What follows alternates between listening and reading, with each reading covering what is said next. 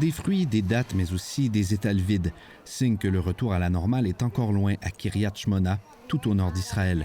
La ville de 26 000 habitants en compte aujourd'hui 10 000. Parmi eux, Aviva. Elle s'était réfugiée lors du dernier conflit après les attentats du 7 octobre 2023. Mais cette fois-ci, elle a tenu à rester. De toute façon, elle ne se fait plus d'illusions.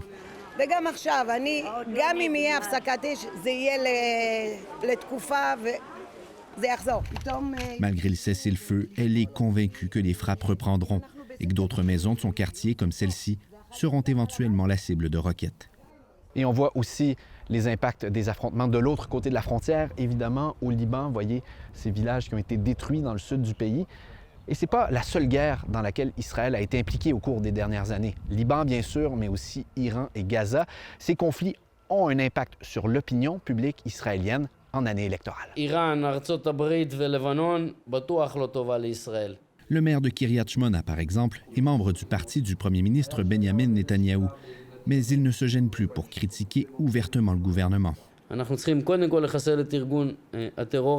Selon lui, il faut aller jusqu'au bout et éliminer entièrement le Hezbollah au Liban. Avec des résidents de sa ville, il s'est rendu à Jérusalem pour manifester contre le cessez-le-feu.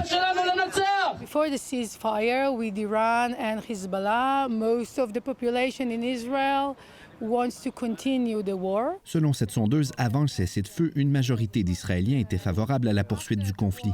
Mais depuis, les divergences politiques émergent. It became political when, after action.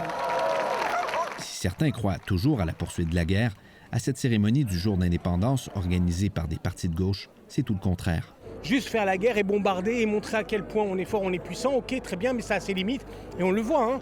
Après des années de conflit, cette jeune Israélienne souhaite un peu de répit. We all want a quiet, peaceful life and a place where we can see a future and it's a bit hard to see that right now. De la paix, de la tranquillité et un avenir à anticiper. Selon elle, les élections prévues plus tard cette année seront déterminantes quant à la direction que prendra son pays. Ici Raphaël Bouvier-Auclair, Radio-Canada, à Tel Aviv.